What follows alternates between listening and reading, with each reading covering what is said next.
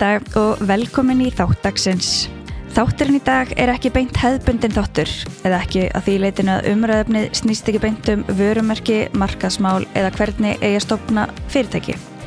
Hins vegar hann mjög viðandi að því leitinu að viðmælandinn langar mig að segja algjört legend í markaðsbransanum á Íslandi. Hún hefur yfir 25 ára reynslu af markaðsmálum og heiðurinn af mörgum eftirminnilegustu auglýsingum og herferðum síðustu ára.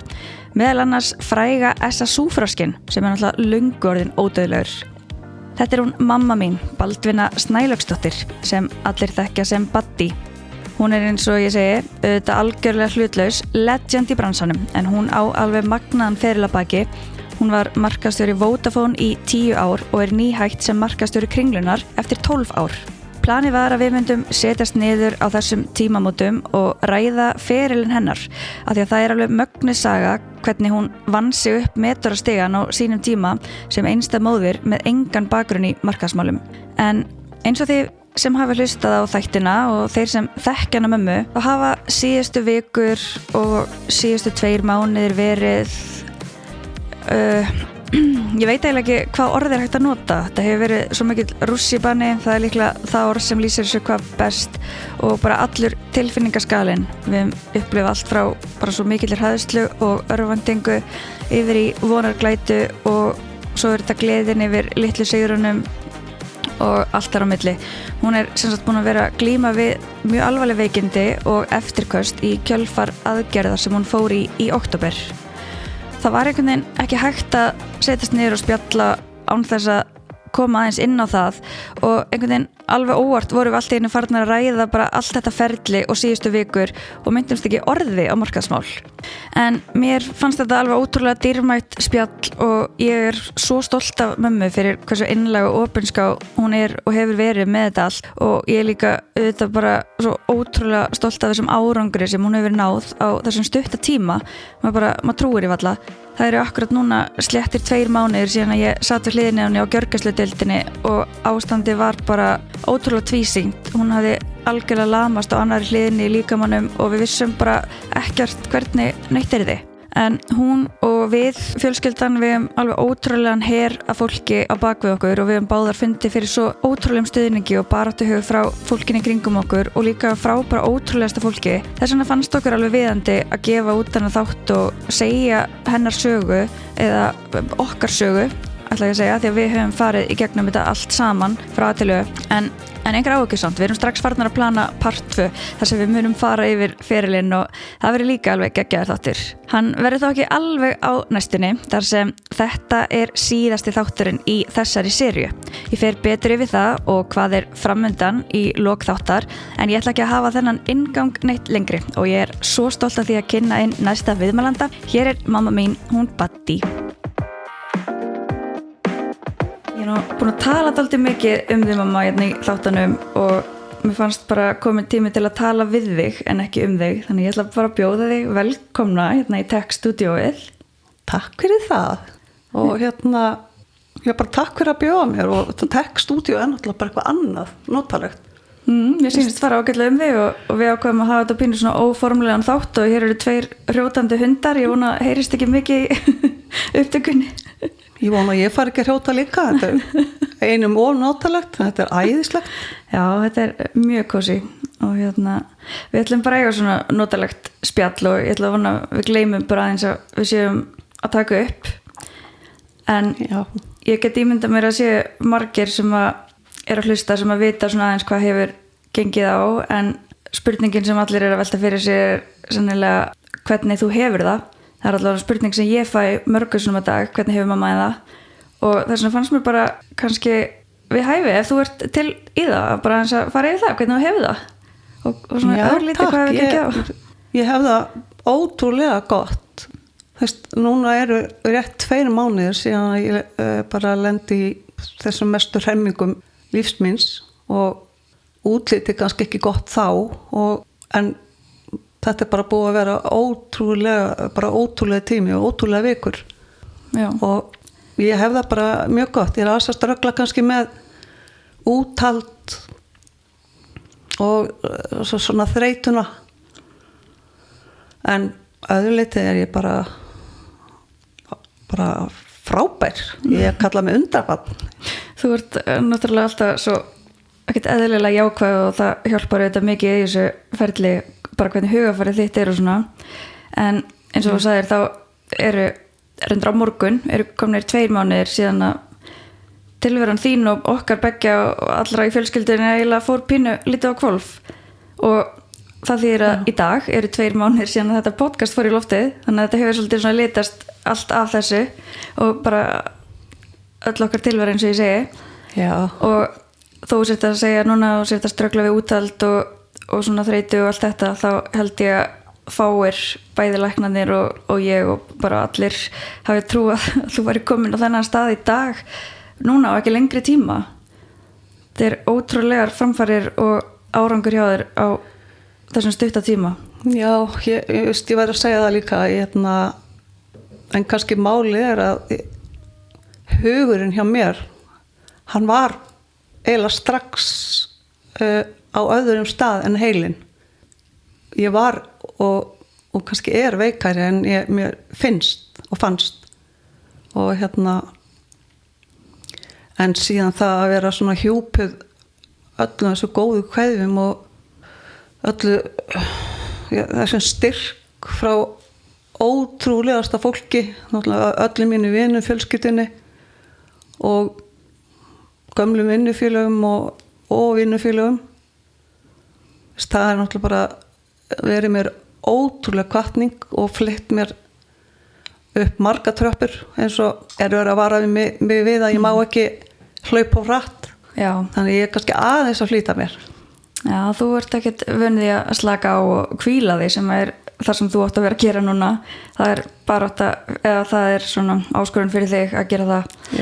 En þú hefur verið opin með þetta ferli og talað opinskátt þetta allt og þess vegna vita örugglega margir hvað gekk á, en svona fyrir þá sem að hafa ekki hugmynd það og segja svona örstutt frá því hvað þetta var sem að gerðist fyrir 2 mánuðum. Viltu það? Já, ekkert mál. Ég opnaði mig í kringum aðgerð og eftirkosta aðgerð sem ég fór í árið 2021. Þá hafði uppgötast svona gúll í höfðinu á mér og það þurfti að lagan og hann var fylltur með einhvers konar þráðum og ég kallaði alltaf geitungabú og svona fylltur þannig að það geti ekki blætt inn í hann og ekki úr honum. Já, aðferð sem kallast coiling fyrir það sem að... Já. Og ég opnaði mig aðeins þetta þar sem að ég strögglaði heilmikið eftir þessu aðgerð sem að var ekkert stórmál og gekk mjög vel, en í mínu tilfelli var þetta ekki alveg svona og mér leið alveg mjög illa eftir aðgerð og mjög kvalinn í höfðinu og þurfti að margsinnis að leita á deildina og til lækna sem að framkvæmdi þessu aðgerð. En það var talið að ég væri að því ég með mígreni að það væri það sem að hefði triggerast af skuggaefni sem er notað í miklu magni í þessu aðgerð og ég væri þess vegna svona tæp í höfðinu alltaf. Já, af því aðgerðin sjálf gekk vel en þér bara fóru að líða svo illa eftir átt, það voru svona sleim eftirkost eftir þetta sem að læknarnir bara klóruðu sér pínu höfðin yfir. Já. Og það var ekkert almennilega hlustað. Mér fannst ekki hlustað. Við þurftum svolítið að berjast fyrir því að þetta er skoðað og... Þannig að ég fór að horfa á læknisvottorðið það sem að og hvað ég segja, reglurnar í kringum svona aðgerðir að þú átt að vera 5-7 daga að hvíla þig og jafna þig eftir svona, átt að geta bara snúið aftur til venjulega lífsins. Já, svona þegar allt gengur vel þá er svona með að fólk geti snúið aftur til vinnu eftir 5-7 daga. Já, og ég gerði það. Þannig að þú bara starðir á þessa tölu. Já, ég gerði það. Já. Og fór á stað. Og ekki til eitthvað minni vinnu og þó mér leiði illa en ég svona svolítið píndi mig. Og það leiði þarna einhver tími, ég var með alls konar einkenni, taugaeinkenni og ég var bara, mér leiði svo illa og fannst allt svo þungt og erfitt. svo var það bara eitt morgunin, ég var að reyna að byrja á einhverju verkefni og ég gat það ekki og ég veist að byrja aftur að því ég bara vissi ekki hvað ég var að gera og þá var líka staðan þannig ég sá ekki alveg fulla sjón, ég var búin að missa hluta af sjónsviðinu en þegar mér leið svona óbjóðslega illa þá hringdi ég í Gústan og sagði hann að sækja mig og ég gæti bara ekki verið í vinninu, mér leið svo illa og ég fer heim. Ég held að þú hafi komið þannig alveg skömmu síðar og við náum sambandi við lækni sem að leið og hann heyrir þetta með sjónsviðið, fór hann að hlusta eða leggja við hlustir og strax morgun eftir var ég þá mætti myndatöku. Við fórum beint þarna. Ég var sama dag. Hún sagði bara komið núna. Já. Já, allavega var þarna morgun eftir heyri í honum, lækninum og þá kemur í ljós að það höfðu nokkri litli tappar verið að svo hann kallaði að skjótast upp og það voru ummerki sem sáust á þessum myndum eftir það og skýrðu kannski þessi einkenni sem ég var með. Já.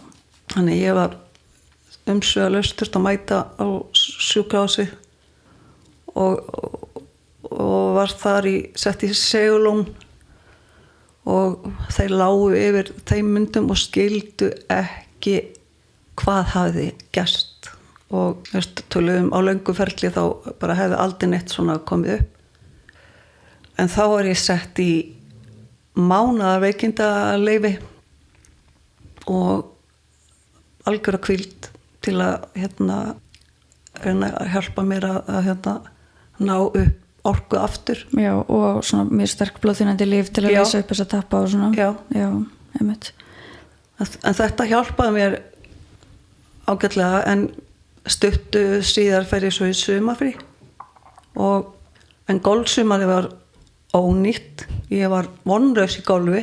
Ég var svo máttlaus, átti svo erfitt með að komast hring á þess að bara eiginlega gefast upp og já, það er náttúrulega líka mjög frústrerandi en ég held ég að vera svona út árið að svona jafna mig og ná upp orkunni minni. Það var mjög mikið svona lítið þól fyrir áreiti og svona þú varst ekki alveg svona bara, þú sjálf svona á þessum tíma. Nei, ég gat það bara ekki. Og eðlilega, það er mjög mikið áfall fyrir heilin að fá nokkru blóðtappa eftir líka svona aðgerð og svona.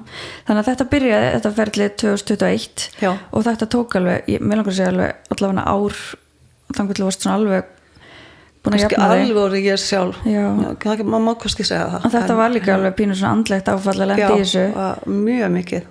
Já. En við heldum að þetta væri bara að baki og þetta væri bara afgreitt mál. Já, það var bara afgreitt og svo hefur ég verið í reglubundnu eftirliti eins og þarf eftir svona. En svo skulum við spóla eins 4 ár fram eitthvað svo leys, fram í tíman og þannig til í apríl langum að segja að þessi saga hafi byrjað aftur næstu kafli þegar við vorum staddar á Kalpe í afmælisferðinni þinni sem að með stöðuna núna er dálítið magnað að við höfum farið í apríl en semst ég og mamma þín gáfum þér þessa afmælisgjöf, þessa ferð, kvennaferð Hvan til Kalpe og við fórum í þessa yndislega ferð.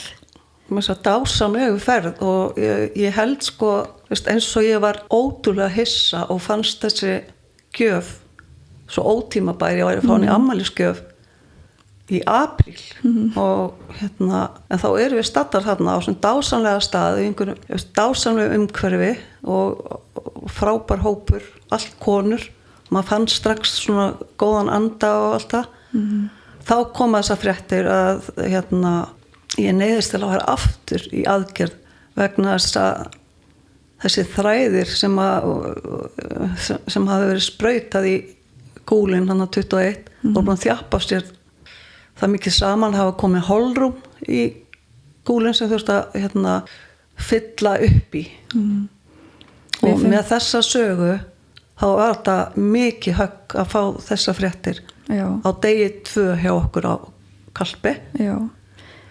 Þetta var þannig að ég man svo vel eftir þessu, við vorum búin að vera á námskeiði morguninn og vorum búin að vera bara í svo miklu stöði, vorum rétt komnar á sundlega á bakkan í 30 gráðum, vorum búin með einn mojito og vorum sennilega kannski að banta okkur þriðja það var búið að vera að syngja ammælisöngin fyrir því þarna eins og öllum allt ég voru með til ammælisferð ég átti ammæli öllum börum allstaðar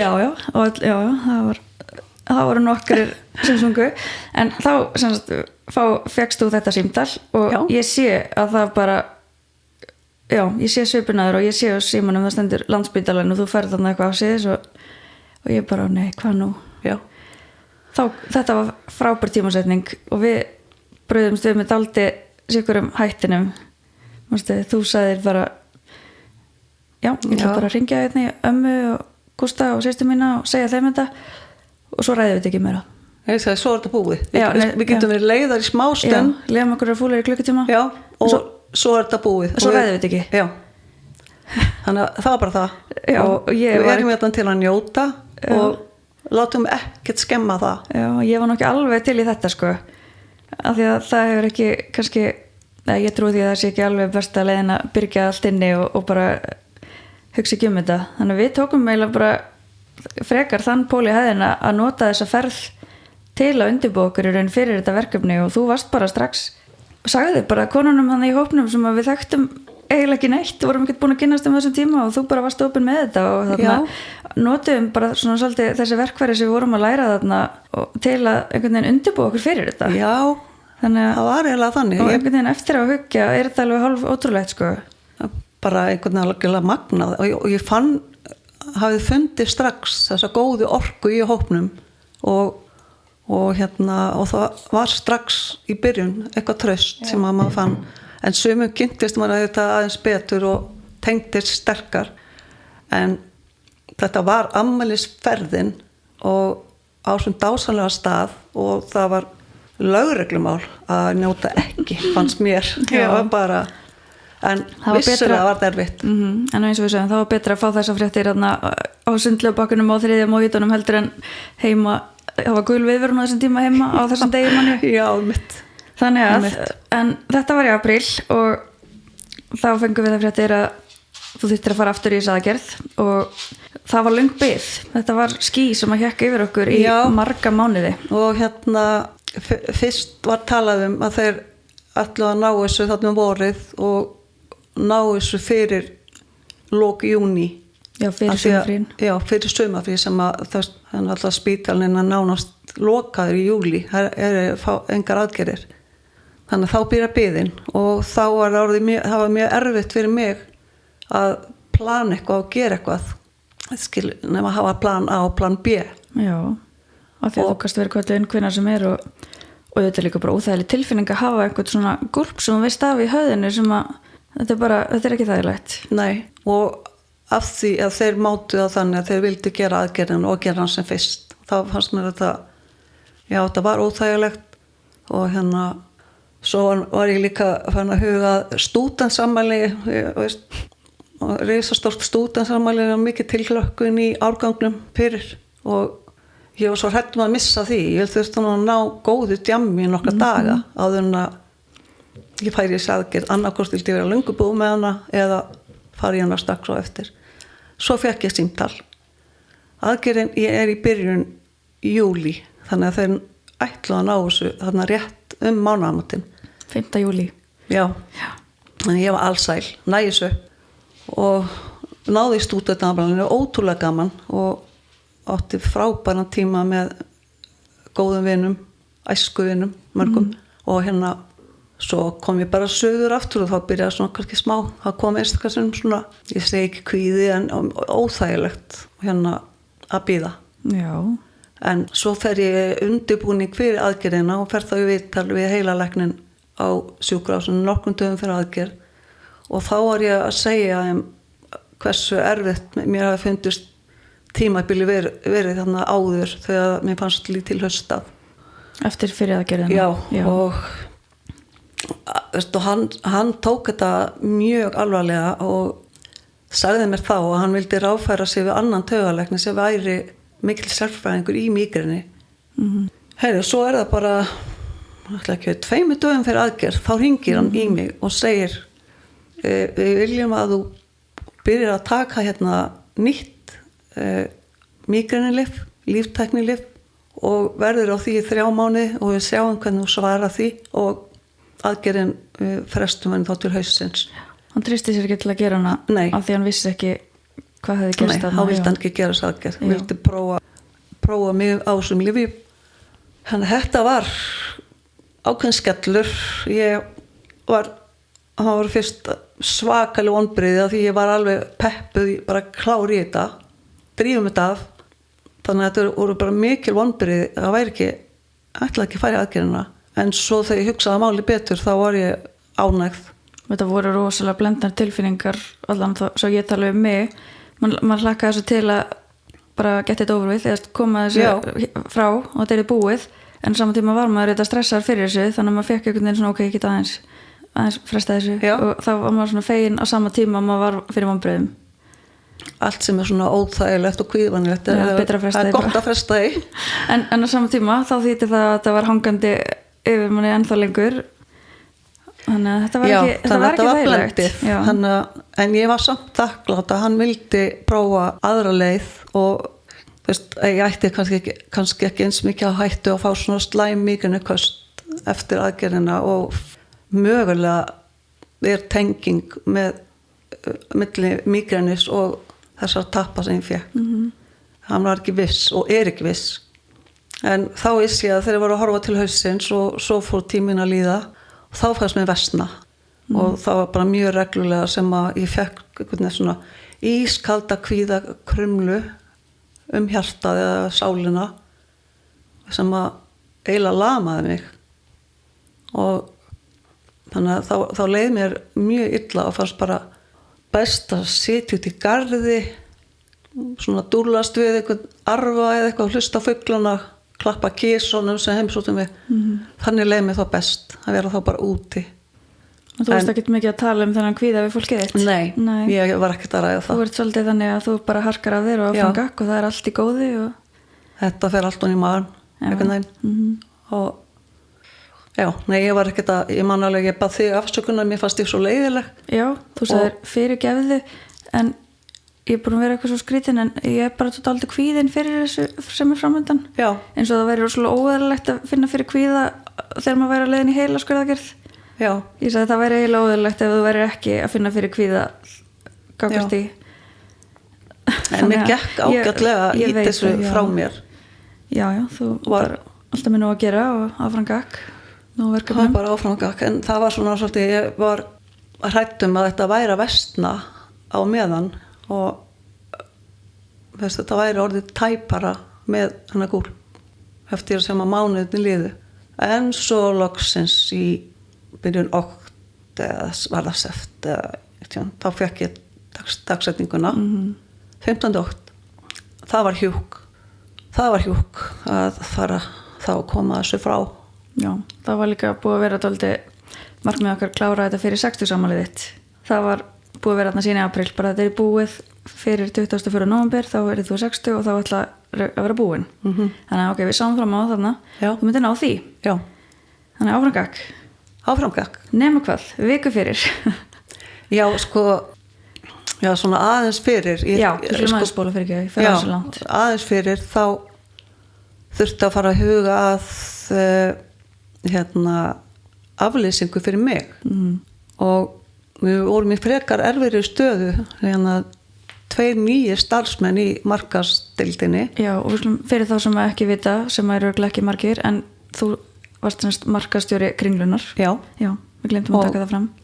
Búin að vera þar í hvað mörg ár. Og það er stórt starf og margir boltar. Og þú ert búin að sinna því hversu mörg ár? 12 ár. Já, og við fórum að hugsa að finna aflýsingu, þá hugsaði að það þarf að vera einhver sem getur auðveldlega leyst mig af og þekkir vel þetta að þurfa að halda mörgum boltum á lofti, taka ábyrgð og keyra verkefni í gegn.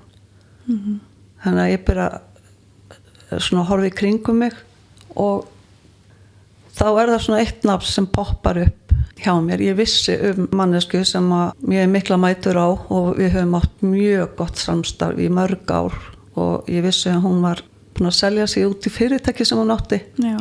og það ekkert leyndarmál, hún heitir Unni María. En þarna varstu ekkert að horfa á mannesku til að koma bara að leysa þig af í smá stund. Þú bara svolítið skyndilega ákvaðast að bara, nei, ég ætla bara að stíga til hliðar. Já. Þetta er bara komið gott. Og þú hafði nú alveg svo sem rættað á þér og það hafði alveg komið til tals. En þarna varstu einhvern veginn svolítið bara ákveðin allt í einu. Bara, nei, ég ætla bara að gera það. Já, það var sko, ég var búin að ræða þetta mestu sjálfa mig. Að ég væri að vera 60 og búin að vera í 12 ár. Orðin allir þreytt. Það var búið að vera mjög erfitt tímabili í Kringlunni. Það var þessi erfiði bruni og mánuð þessi fylgdu, ég segi ekki börnáti en óbúslega þreytt. Þannig ég var að byrja að ræða alvarlega við sjálfa mig. Já, og ég ætla nú bara líka að minna á, það var þessi bruni og öll þessi verkefni í Kringlunni, en líka bara þar sem þú varst búin að vera að gangi í gegnum í þessari heila skurð aðgerð, þú ert með brjósklos og alls konar hlutir sem þú átt að díla við. Já. Þannig að það var kannski ekki skrítið að þú væri aðeins svona farin að vilja minnka við þig og minnka álagið og svona. Já, mér var að langa það mjög mikið. Já. Og svo var ég farin að lesa yfir sjálfur mér í hljóði, kannski út í garði.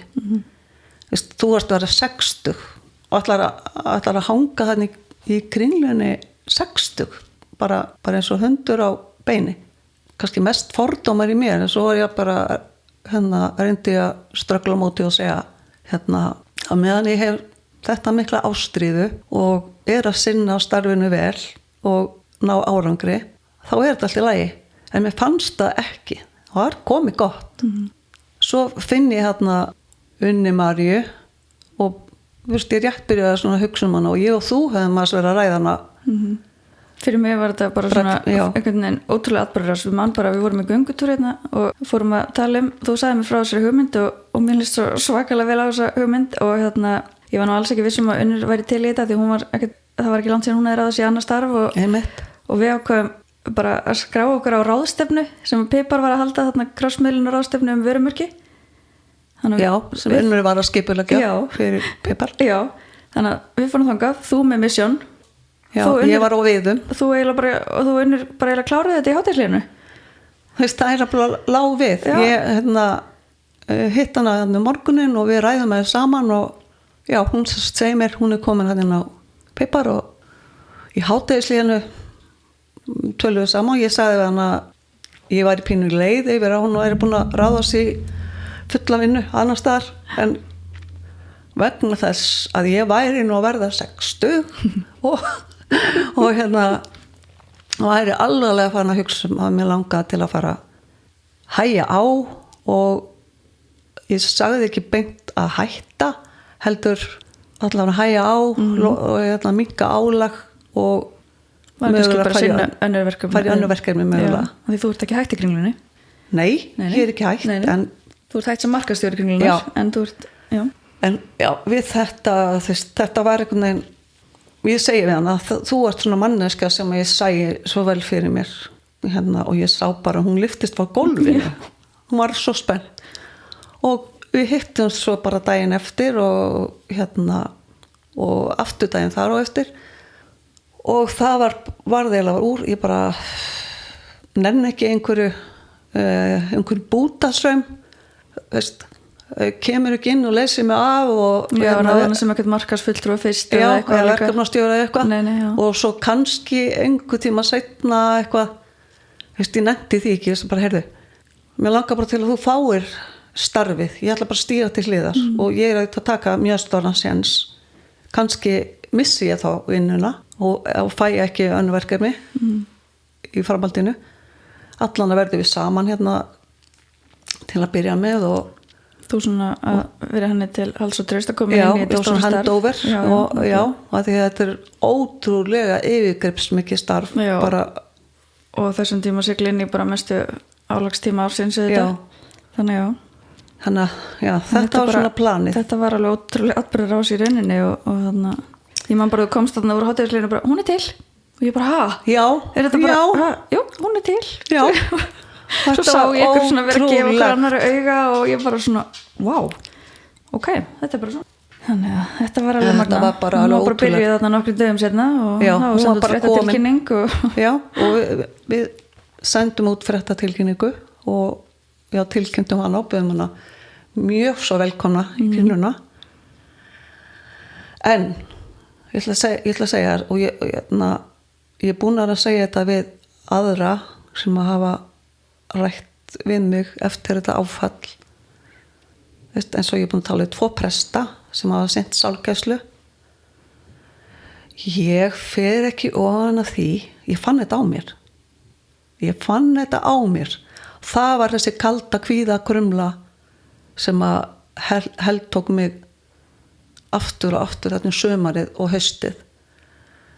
Ég fann það að þetta yrði ekki alveg smurt og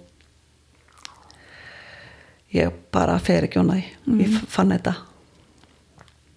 En að hún skildi lenda svona í djúpulauginni, það er auðvitað rosalegt og mér er búin að finnast það ótrúlega erfitt og ég er með gríðilega mikið samviskupið og hefur verið að slást við það og svona miklu meira hugurinn heldur en kannski alveg 100% getan var að fleita mér áfram í að ég ætla að reyna að hjálpa til en örugglega var ég ekkert að því. Ég bara truflaði og truflaði, nei. Þau voru bara með áhyggjur af þér að þú, af því að þetta voru allir að hugsa bara um þinn hag og þína heilsu og þú ert í veikindaleyfi og áttir bara einbeittar að þínum bata. En þetta segir bara dálítið mikið um þig og þinn karakter þegar þú lást á gjörgæsludeild og varst að fylgjast með hvort það væri ekki komin inn tilkynning um kringlukastið eða hvort að það væri búið að bóka básinn þarna þetta, þú varst ekkert bara að setja þetta allt til hliðar og bara þetta, það er alveg tekið þig og ennþá að svona þess að kúplaði út. Ég er búin að þurfa að gera það svolítið með handafli og hún framkvæmdastjóri Kringlunar rekstrarfélagsins, hún Ingarvit, ég er ótrúlega ánægð með hana. Hún kannski skammaði mig en hún bara sagði það bara Baddi, nú stoppar þú mátt ekki hugsa vinnuna, þú ert að hugsa þig og þinn bata. Ég er henni svo þakklátt, það var svo gott og ég bara steinþagnaði og ég tók ákvörðun, ég ætti að gera þetta og hef valla potan eitt síðan, ég held ég sé ekkert að gera það. Hvað, 2 daga? Nei. Í marga daga. Nei. Einmitt, en þetta var hræðileg líðan. Já, það var erfitt að slíta sig frá líka því þetta eru þetta verkefni sem að þú hefur komið á fót og bara eru þitt hjartans mál. Já, mörg þeirra. Já, en svo við fyrir manns tilbaka þá þarna var Unnur þarna kominn og þú varst náður að vera með henni í smá tíma áður en að þú ferð svo og þú ferð náttúrulega ekki bara beint í aðgerðina, þú náttúrulega veikist þarna viku fyrr. Já, fekk heiftarflensu sem reyndist síðan vera COVID en það skipti eitthvað máli. Það var bara mjög lasin og þannig að við vorum ekki að gera ráð fyrir því að þú værir að fara á þessum tíma og við vorum bara undirbúin undir að þetta er aftur jafnvel einhverja mánaðar frestun. Já, einmitt. Þannig að ég manna að þetta var á 3. degi eða eitthvað og helgina vorum við bara, við vorum ekki að spá í þessu. Þú varst svo veik og þannig þú varst búin að ringja hérna upp á deild og það var sagt neinin, það kemur enginn hérna inn á eina deild sem er með COVID, sko. Já, ekki séns, þú sérst að fara í þessu aðgerð og þannig við bara, ok, kannski bara þetta næsta ári, hvað svo leis. Já, en það var skellu líka, en aftur blendin tilfinningarnar. Já. En svo var ég fljót að jafna mig og bara fljótt eftir helgina var ég orðin hitalaust og þar hess að þau vildi fá mig og klárt af. Þannig að hafa aftur. Já, þú fyrst að bara sólurins fyrir var bara mánudeginu og var bara, heyrðu, Jóhannes, við erum hætta við, þú kemur bara á morgun. Já. Við klárum þetta. Já, og það var bara aftur, hlaupa stað, pakka tannbustanum og vera klár og bara var klár. Það var en það átti auðvitað ekkert að vera eins og fyrir Unni það átti ekkert að vera. Þú ætlar að fara í 2 vikna veikindaleyfi eða eitthvað svoleiðis? Já, þá voru alveg ákveðin í því að ég myndi fá ekki 8 5 daga heldur alveg alveg fast 2 vikur til að vera vissum að ég væri 150% búin að jafna mig. En það einhver bið á því að Já. Það fór ekki alveg eins og það, þú ætlaði náttúrulega bara að vera þarna eina nótt og koma heim daginn eftir, en já, það fór ekki alveg þannig. nei, Þegar þú varst búin að vera þarna í 4-5 tíma, þá ég var þarna með þér og þá kom læknirinn fram og ég svona strax að var nú ekki alveg, hann var ekki mjög glaður. næst að meina 4-5 tíma með aðgerðinni. Já. Þá kom hann, okkar besti maður, hann fram og ég sá nú alveg, það var ekki alveg, þannig að það var smá sjokk. En hann fljótur að segja mér það allt í góðu, hún er allt í lagi, en okkur tókst til miður ekki að gera það sem við ætluðum að gera. Það var ekki hægt að fylla gúlpin aftur með þessari aðferð Já. sem var notið fyrra skiptið þannig að 2021. Þannig ég bara býtti nú við, hvað þýði það? Og þá þýtti það að það þurfti, að þetta var svolítið, hann var orðinn tæpur gúlpurinn, það þurfti að gera eitthvað, þannig að það var eiginlega ekki annað búið eldur en að gera daginn eftir og nota aðra aðferð sem hann sagði okkur strax að væri flóknari og áhættusamari. Já, ég vissi það allan tíman og hún væri erfiðari. En hvernig tilfinning var þetta að vakna eftir þessa erfiða aðgerð og þetta mikið inngrip og þú varst í 4-5 klukkutíma þannig og þegar þú vaknaðir og hugsaðir örugglega bara, ég vaknaði, þetta er búið að heyra þetta svo frá. Já, það var ótrúlega erfitt. Það var kjaftsögg og óbúðslega vonbrigði, en ég held ég væri núna loksins að klára þetta. En þá var það bara að draga djúpt andan og segja jæja, þá þarf bara að fara í það. En kvíðakrumlan, hún potaði í mig og ég var hrædd. Já, þetta var ekki góð tilfinning. Ég fann fyrir þessu líka þegar hann sólarhring sem þurftum að bíða. Já, þetta var erfiður sólarhringur. Mjög erfiður sólarhringur.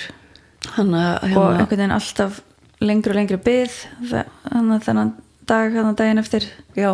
Þetta átti fyrst að vera kringum hádegi, svo kom upp eitthvað bráðatilfell á deildinni, þannig að það var sagt okkur, þetta verður svona 3-4, svo 5 voru við nú farin að ókýrast. Já. Og þú veit að fastandi allan daginn og allan daginn undan líka og þetta var ekki gott, en þú endaði semst að fara þarna bara eiginlega kvöldi, bara 8:30. Já. Þá var maður líka þreyttur og erfitt að bíða, en mér fannst gott að einu leyti, eða kannski ekki einu, en að þegar þessi kvíðakrumla var að koma yfir mig og þessi biðina dag, þá setti ég fram smá ákall á Facebook til vina minna og bara lét vita að mér liði kannski ekki alveg vel, ég þurfti að fara aftur og ég bara bað pepp. Þú óskaðir eftir straumum. Já, ég vildi fá góða strauma og viðbröðin lét ekki á sér standa. Heldur betur ekki, þú veist, ég var bara strax svoleiðis, síminn minn brætti úr sér, bara því líkar kveðjur og hvatningaskilaboð og annað sem að streymdi til mig, það gaf mér svo mikið og gerir bara ennþá. Ég held að þessi færsla bara kom þér í gegnum þennan dag, sko. Svona í minningunni þá bara varstu bara þennan dag bara í símanum að lesa og þú varst alltaf að lesa eitthvað fyrir mig og brosa og hlæja rifja eitthvað upp og fólk var, þetta var alveg, maður sá það strax að þetta ég var bara vafin og þetta er ótrúlegt, hvað ég bara get aldrei þakkað nóg mikið fyrir. Nei, enda líka við trúum því báðar að eins og þarna var 800-900 mann sem að lækuðu settu hjarta við færsluna og voru semst bara að hugsa og senda strauma á þessum tíma og þegar kannski mörg hundruð, jafnvel 1000 manns eru bara að hugsa til þín á sama tíma og senda strauma, það getur enginn sagt mér að það skili sér ekki, sko. Nei. Þannig að það var strax þarna komið. Það kom strax og ég var bara hjúpið góðum straumum og bara óbúslega mikilli ást og elsku. Það hjálpaði helling, það bjargaði mér algjörlega. En þú þurfti sannlega á straumum þarna að halda þegar það kom upp. Já, erfið staða. Það kom upp svolítið erfið staða, þannig að ég hafði ekki hugmynd það nema ég man mjög vel eftir þegar þeir voru að reyna að vekja mig og ég heyrði í þeim kalla á mig kölluðu nafnið mitt aftur bara Baldvina getur við talað við okkur viltu tala við okkur og ég man mjög vel eftir þessu að ég reyndi sjálf að tala við þá og gat ekki neitt. Nei. Þarna var sem sagt búið að gera aðgerðina sem að hefnaðist, þessi aðferð sem að var gerð það var sett upp svona stóðunætt í kringum æðina meðfram gúlpnum til að færa blóðflæði í burtu búið til hjáleiðina. Já, þannig að þá var sem sagt búið að gera það og það tókst vel, þá átti að fara að vekja þig og þá sáu þeir strax að það var eitthvað mikið af því að þú sýndir engin viðbrögð, það var ekki hægt að vekja þig og þeir sáu að þú varst alveg lömuður megin. Já, vinstra megin. Já, þá varstu sendið í myndatöku þar sem kom í ljós stór gúlpur eða stór blóðtappi í stærstu slagað heilans sem að mjög alvarlegt ástand og í raun bara eitt af hættulegasta sem getur komið upp í svona stöðu. Þarna var ekkert blóðflæði heilan á meðan að þessi tappi var að stípla þetta allt. Þannig að þeir þurftu bara að drífa þig aftur upp á skurðstofu og reyna að dæla í því einhverju blóðþynnandi lyfjum og reyna að opna þetta og reyna að leysa upp tappan. Og þarna satt ég og systir þín frammi á biðstofu og án þess að fara kannski eitthvað ítarlega út í það hérna, þá var okkur semst bara tilkynnt það að kom læknir fram og sagði okkur hvað hefði gerst og að staðan væri bara mjög kritist og þetta litið því miður alls ekki vel út, við ættum að ringi fólkið okkar og bara búa okkur undir að versta og það var sagt við okkur að þeir hefði þarna örfáa mínútur og hann taldi upp bara svo ótal atriði sem að hefði geta komið upp, tappin hefði þetta geta bara gefið sig þá ættir ekki séns og þá svo hefði geta komið annar tappi, það hefði geta æðin hefði geta rifnað, það hefði geta þetta bara byrja að myndast skemmtir af því að það ekki að koma blóð þannig æðina, þessar stóru þannig að þetta leit mjög illa út og þetta var bara og í minningunni hjá mér, ég veit ekki ennþá hvort þetta voru 10 mínútur eða 2 klukkutímar sem við þurftum að bíða þarna ég veit ekki ennþá hvað þetta var langur tími og þetta var bara mjög óraunverulegt og bara umulegt auðvitað en þeim tókst að laga þetta, leysa þetta upp sem í rauninni, já, það bara mjög mikið afrek út af fyrir sig en svo var sagt, svo þurfum við bara að sjá hvernig henni reyðir af hvernig hún þegar hún vaknar já. Og þeir sáu ekki skemmtir á myndunum en það auðvitað ómögulegt að segja þegar það hefur verið svona mikið lömun sem varð þannig hvort og hversu hratt og hversu mikið gengur tilbaka og svona en við þetta vorum bara bjart sína því að það voru ekki sjáanlega skemmtir og hérna en auðvitað bara sjá til og ég fekk strax að hitta þig hendi mér upp í tegin já, ég man eftir því og bara, þú hendir þér upp í og hvæstir á mig ekki gera mér það ég sagði, hvað gerðir þú? Nei, þú mátt ekki gera mér það ég sagði aldrei að gera þetta eftir eitthvað svona hræða mig svona ég bara greiði mitt og ég vil líka bara og þið að fá þessar fréttir í andliti bíðandi í angist já, auðmingja við á þessum tímabandi ég bara hugsa oft um það þetta, ég ætla ekki að fara neitt ofan því þetta var bara hryllingur og maður þetta bara ennþá þetta eitthvað sem að á 2 mánuðum maður en þetta að gera þetta upp og ég ætla ekki að fara neitt ofan því að þetta bara mest áfallir ég orðið fyrir það þarf að gera þetta upp og ræða þetta við það fagfólk og ég að því og bara viðkynna það alveg og það var líka bara skrítið ef að maður fengi svona fréttir og hefði hort upp á því svona veika og allt sem átti eftir að ganga á að þetta var ekki búið þarna að það hefði ekki einhvers konar áhrif en við fórum bara í gegnum þetta saman frá til og höfum verið svolítið mikið teimi og fólk talar okkur bara sem eitt og hérna eru þið búin að taka lyfin, eru þið búin að fara út í dag hvenær farið þið í heimlifi og hérna svo fengur stundarspurninguna hvor ykkar sjúklingurinn það var dálítið áhugavert sagði kannski meir ég ætla að segja að það segir meir hvernig þú leistu vel út fyrir hvernig ég hafa litið svona þú hugsaði svo vel mig þegar ég kallaði þig strax á sjúkrahúsinu ljóninina. Þú fórst strax í hérna, varst náttúrulega búin að horfa upp að vera næstu því að missa mig og þú varst með klædnar eða bókshanskana, hvort sem ég orðaði það, eða hvort og einn ég orðaði það. Já, maður var í baráttu, sko. Það var rosalega baráttu og varst algjörlega í bardaga ham. Smá örvæntingu jafnvel. Smá örvæntingu jafnvel. Það var mjög mikil örvænting og kannski ekki alltaf vinsalist þarna. Nei, ég held að alveg verið spítala dólgur eins og ég á tímabili en það þurfti líka. Það var mjög erfitt að til dæmis fá því til að fara heim og ég skilða miklu betur núna hvað þér fannst erfitt að fara frá mér. Þegar þú varst ennþá í hættu, þetta voru náttúrulega margir dagar sem voru mjög krítískir. Já.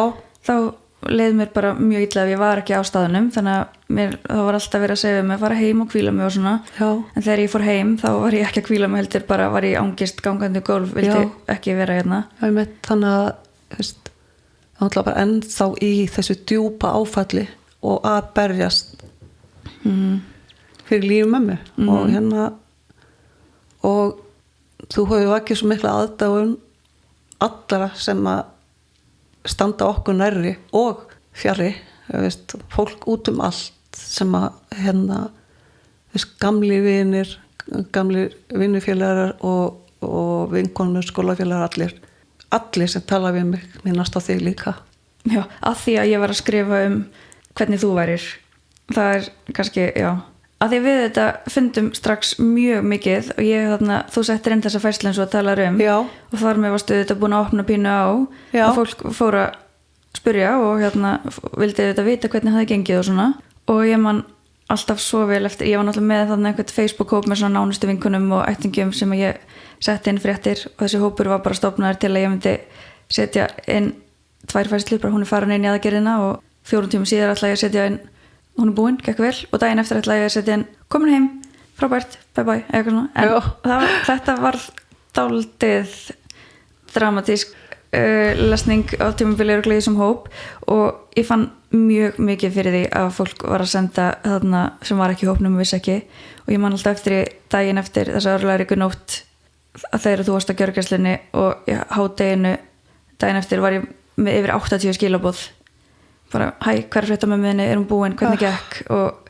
þetta var auðvitað mjög mikið áreiti ofan á allt sem að var að ganga á en á sama tíma þá fann maður þetta bara svo rosalega hvað fólk hafði mikla áhyggjur og bara umhyggjuna og svona þannig að við fyndum einhvern veginn báða strax við urðum að setja eitthvað inn og við gerðum þarna, ég man ekki held ég bara eða strax daginn eftir það þurfti að gera það en ég útskýrði svo sem ekkert hvað það gengi á, ég skrifaði bara hún er í lagi en það kom upp alvarlegir fylgjikvillar og það framöndan er bataferli eitthvað svo leis skrifaði svolítið langa færslu en það sem ég held að fólk taki líka eftir það er hversu vel þú skrifar eins og ég hef alltaf sagt frá því og varst pínu lítil að hérna þér fer svo vel að skrifa og tjáði ég skrifu máli og hérna svo gott og allt á íslensku og hérna væntum þig að þín hún líka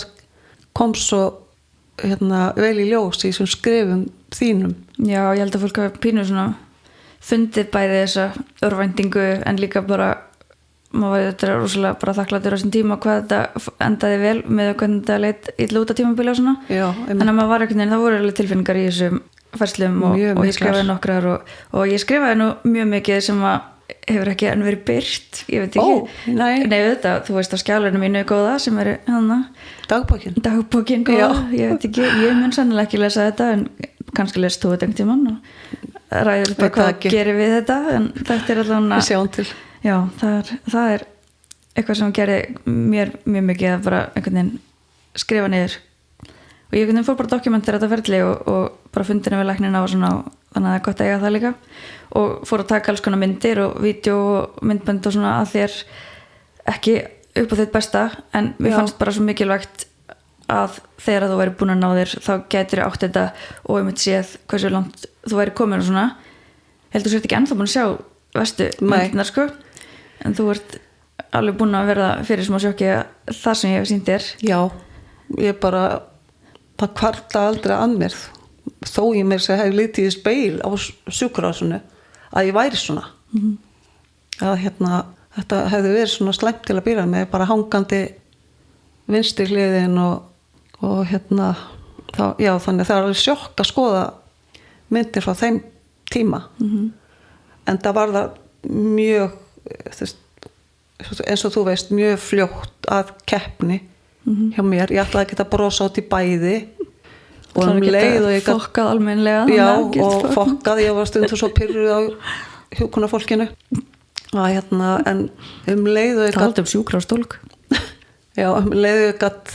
örlítið hreyft fingurnar örlítið, þá var ég svo ákveðin í að ég ætla að geta heklað aftur af því að það er að koma barnabarn í febrúar og þetta er búið að vera mesta keppikeplið að geta heklað og þetta er búið að ströggl og nokkru sinnum gatnið og leiðin út gluggan en af því að ég er mjög mikla sjálfstjórn og get sett frustration og allt onni í maga hafa bara ég búið að gera það og halda áfram sjálfstjórn, það er annað orðið yfir bara fáránlega þrjósku og, já, ok, en sjálfstjórn það er fallið orð við skulum kalla það sjálfstjórn já, þú setur líka mjög mikla kröfur á þig þarna var þetta aldrei pirrandi, svo ég segja það nú bara hvað þú varst einhvern veginn ekki ánægð með árangurinn sem var komin af því að mér fannst þú ekki sjá það sem við sáum var bara þvílíkar framfærir frá degi til dags en það sem þú sást þessar fyrstu vikur var bara þú horfðir á það sem þú gast ekki og það sem var eftir þú vildir fara eins og við horfðum á þetta sem stiga þá varstu byrjaði kannski á þrepi 2 og þú vildir fara frá þrepi 2 upp á þrep 10 sleppa 3, 4, 5 og þeim þrepum já en það virkar ekki alveg þannig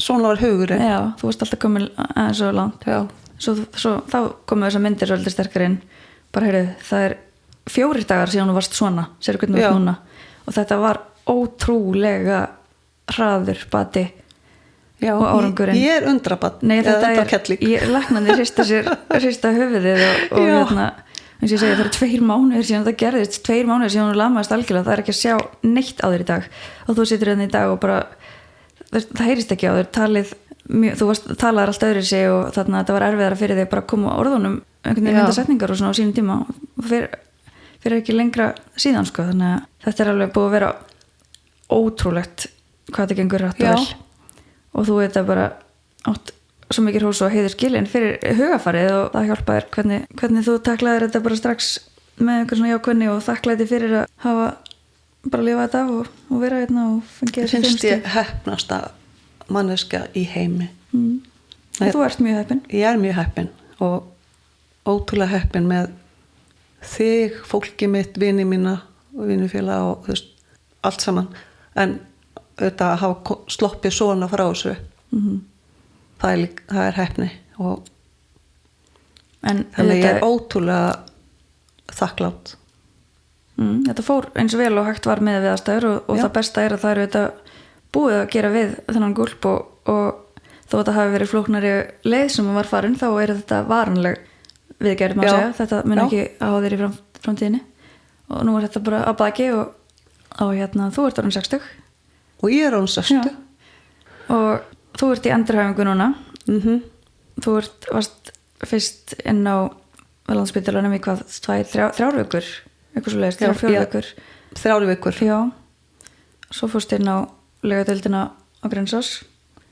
og þar kom strax markmið og fór á legadeildina í byrjun nóvember og það kom strax markmið ég ætla að vera útskrifuð af þessari legadeild fyrir afmæli mitt og það gekk eftir af því að þetta gengur allt svo vel og gengur svo hratt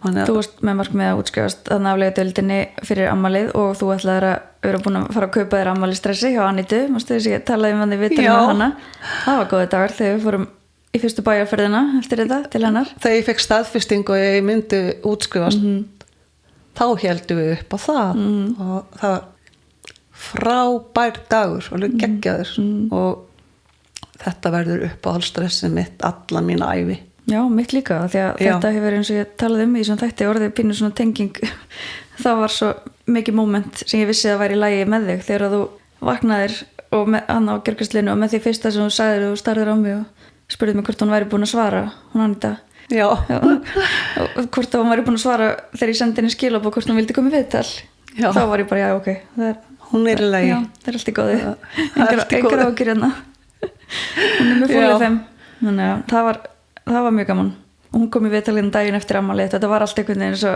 það raðaðist ótrúlega og líka þegar ég fer í búðina þá var dressirinu uppselt og ég var búin að vera að horfa á þetta í langa tíma hafa augast á þessu dressi svo komum við í búðina þá var það reynu uppselt en ég var svo heppin eins heppin og ég að það akkurat var nýbúið að skila því kona sem var nýbúin að koma með það og þurfti að skipta já, hún hefði fengið þetta gjöf og vildi fá eitthvað annað já, þetta var ótrúlegt þannig að það beið eftir mér, akkurat fyrir mig já. Þetta er bara svona eitt dæmi af svolítið mörgum í öllu þessu ferli hvernig hlutinir hafa raðast alveg rétt já, algjörlega þá maður hafa kannski farið aðra leið og ég segi bara svo ég tali fyrir mig þá var þetta ég byrjaði með þetta podcast daginn áður nú fórst að gera hana og var með heldur betur önnur plön fyrir þetta það voru alls konar viðmælendur og bókaður sem að þurfti að fresta dálítið mikið og alls konar hluti sem ég ætlaði að gera sem að fóru ís en ég hefði ekki viljað hafa þetta öðru sér núna sko nei og þetta er einhvern veginn búið að vera hjálpa líka mjög mikið að geta aðeins skupla sig út og bara koma hingað inn og svona þá er þetta bara rými sem að ég er bara að vinna í þessu og get glimt mér í þennan x tíma sem maður er að taka þessi viðtöl og hefur bara verið svona kannski er þetta þá núvitundar og sælu staður eins og þetta er á í minn ég held ég sopnið núna en það bara á eftir já, ég held að við þurfum að fara að taka part 2 þegar við ætlum nú ekki að fara svona rosalega djúpt í allt þetta en ég bara finnst það svo gott að tala um þetta og ég veit að fólki finnst bara öllum þessum, hvað maður segja hér þínum, peppliðið þitt peppliðið mitt, það eru margir sem að vilja örugglega hlusta á þessa sögu og heyra hvernig gengur og bara heyra í þér að sé allt í lagi því að veit maður hvernig það er að fólk kannski veit ekki nákvæmlega hvernig staðan er nei. Og maður er alltaf svona að heyra fólk sem er að spyrja fólki í kringum okkar þú er ekki að spyrja okkur beint, hvernig hefur hún það vil ekki trufla og svona, þannig að fínt bara fyrst að þú ert svona opin með þetta, bara koma og tala opinskátt um þetta og bara vil gera það já. Þannig að hvað er þá markmiðið næst? Þú ert búin að ná þessu markmiðið að útskrifast af legudeildinni fyrir ámálið en þú ert komið með annað markmið núna. Já, ég kom annað og það er að frá með áramótum að þá styttist tími minn á dagdeildinni ég mæti núna alla daga vikunar og veist, er ég bara mjög stífi prógrami frá 9 til 2-3 á daginn, þetta er alveg bara mikið já, þetta er frábært starfna og það er alveg frábært starf sem yfirþjálfun, sjúkraþjálfun aðgangur að sálgæslu prestur, sálfræðingur félagságjafar þetta er bara mjög gott starf en ég er með markmið að fækka dögun þarna í 3 á viku allan til að byrja með og nota hérna 2 til að kannski hvíla mig og taka mína heittelsku göngutúra með þér og hundunum og svona en hérna aðeins að njóta og líka það sem var markmið þegar þú ákvaðst að hætta í vinnunni þarna eða hætta sem markastjóri segja og það var nú svona aðeins að geta farið að slaka aðeins að fá meiri tíma fyrir mig, með mér algjörlega, þannig að ég hefast ekki að þú er eftir að ná því markmiði eins og öllum öðrum en þetta er búið að vera pínu svona óhefbundin þáttur en ég ætla nú samt að smáður að spyrja þig að spurningunni sem að allir viðmælandi fá að þú ert þráttur allt viðmælandi hérna í sem þætti og það er spurningin hvort að þú sért með einhver skilaboð til yngri útgáfunar af sjálfræðir einhver skilaboð eða ráð svona sem að þú myndi vilja segja við þig þegar þú varst yngri má vera barn eða úlings þú eða bara hvenær sem er einhver yngri útgáfa já, að það er að standa ákveðnara og betur með sjálfur í mér það er mín ráð til mín þegar ég var yngri þegar þú varst barn þá eða þegar þú varst nei, bara yngri, ég er bara kannski mest í svona gegnum starfið og það er vera ákveðnar fyrir mig og að geta sett þessi mörk bæði hvað var þar vinnu og oft bara ég veit einkalínu líka skilur Já, þetta er góð ráð. Ertu farin að gera það núna? Ertu farin að taka þessi ráðtíði núna? Eða? Já, ég er bara Ok, flott. Ég er ofta að spjalla við sjálf mig þetta og veist, ég hef gert það með því að hlusta á viðtölu þín. Mér finnst þetta alveg frábær spurning og þessi spurning hefur svolítið potað í mig og fengið mig til að hugsa þannig að auðvitað ámar ekki að segja ef og hefði Nei. En ég vildi oft að ég hefði og maður á að vera sterkar fyrir sjálfan sig Já, það er bara frábær skilaboð Já Ég þarf vel að spyrja þig hvort þú sér til í að mæta afturingað af því að við erum ekki farnar ennþá að ræða það sem við ætluðum að ræða við ætluðum að fara svona yfir starfsferilinn og alls konar hluti tengda markaðsmálum þú eru þetta mjög mikið að segja varðandi það en við erum búin að tala í klukkutíma og 10 mínútur og ég held að við munum örugglega ræða í annan klukkutíma alltaf, það er mjög margt að fara yfir á þeim vettvangi þannig að ég neyðist til að bjóða þér aftur í textstúdíóið hvernig líst þér að það? Buddy Snow part 2 Buddy Snow part 2 Já, ertu til í það? Veistu hvað, ég er bara glöð með það mér líður svo vel inni og bara gott að vera með þér það er eins og við segjum, eins og oft gerist í göngutúrum tölum þetta bara flæðir og mann líður svo vel Þetta flæði nú ekki alltaf svona vel í göngutúrum hjá okkur manstu hvað við stundum að hlæja hvað við fyrir úr einu í annað og alveg út og suður og hvað kallum við þetta var alveg það er svo margt sem við ætlum að klára Já, við höfum kannski klukkutíma og það er svo rosalega margt sem við þurfum að fara yfir það er svona gott að skipta þessu bara í svona nokkra parta Já, en ég segi það bara, ég er bara upp með mér að fá boð og vera bara to be continued part 2 Þú getur verið svona minn Stefán Einar í þjóðmálum sem kemur alltaf aftur og aftur það er ekki svona viðmælið sem kemur einu sinni heldur bara svona reglulegur gestur ég held að það væri kannski bara Best ég má ekki drekka Okkur ekki Ég er á svo sterkur lyfjum Já, við erum að fara að funda morgun og við getum Þegar þú talar Stefán Einar þá fyrir mér bara að langa mig Hann hlýtur eitthvað óáfengt það var einu sinni með kampavín Hann ætti náttúrulega að senda mér eina risa óáfenga Það væri nú til að geta skálað Það var nú verið minna tilefni til að skála Einmitt En við skulum setja þetta á listan yfir spurningarnar sem við ætlum að spyrja teimið á morgun. Við erum að fara segi ég bara, erum að fara að hitta lækna teimið á morgun. Það er endurkoma. Já, má ég drekka? Já, ætlar að spyrja því. Ég held að ætlar að spyrja hvort þú mæti keyra. Ekki spyrja hvort þú mæti drekka og keyra. Þú voru að velja annarkvort. Við þurfum að fara að spyrja við þetta. En náttúrulega ef ég fer að keyra núna þá er eins og ég sé búin að drekka.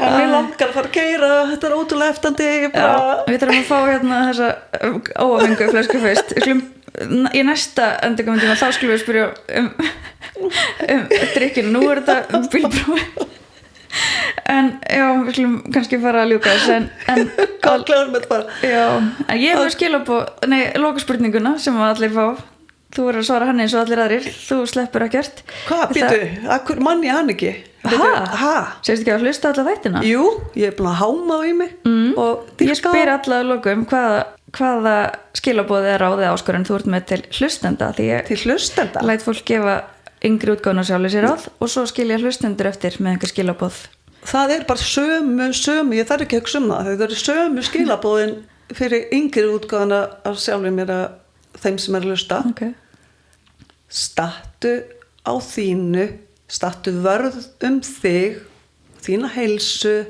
og þín mörk Það er góð lokaorð Ótrúlega góð lokaorð Skálum fyrir þeim Já, ég segi bara to be continued Já, to be continued Buddy Snow Mamma Dís Takk alveg fyrir að koma Takk alveg fyrir bóðið Þetta endar þetta í smá galsa Við gáttum ekki verið formulegar í klukkutíma það var ekki séns en við skulum þá bara segja þetta gott þangað til næst Já, hlakka til Takk Jæja, þá er þessi þáttur og þessi fyrsta sería á enda. Mér finnst þetta svo viðandi lokaþáttur, spjalli mömmu og uppdata henni þar sem að þessi rússíbani hjá okkur hófst nú allur eins og hefur komið fram á sama tíma og þetta podcast. Eins og þið getið kannski ímyndað ykkur eftir þessa frásögn mömmu þá hafa síðustu vikur verið erfiðar og ég ætla ekki að skafa því. Þess vegna langar mig líka bara að þakka innilega fyrir þessa viðtökur sem að þættirnir hafa fengið, allar hlustanirnar, öll skilaboðin sem ég hef fengið frá svo mörgum og frá ykkur sem hafi hlustað á þættina. Eins og ég hef komið inn á þá hafa þessi þættir gert alveg ótrúlega mikið fyrir mig og verið bara mjög mikið bjargráð oft á tímum. Ég rauninni bara átta mig aðeins á þessu núna hversu mikilvægt það var fyrir mig þegar maður var kannski búin að vera 10-12 tíma upp á spítala að þurfa að koma heim þegar ég var búin að bóka viðtal og kúpla sig aðeins út í þessari þáttagerð. Og það er eitt sem ég langar að minnast á sem var alveg sérstaklega eftirminnilegt og það var þegar ég tók viðtali við hana Evu Laufey.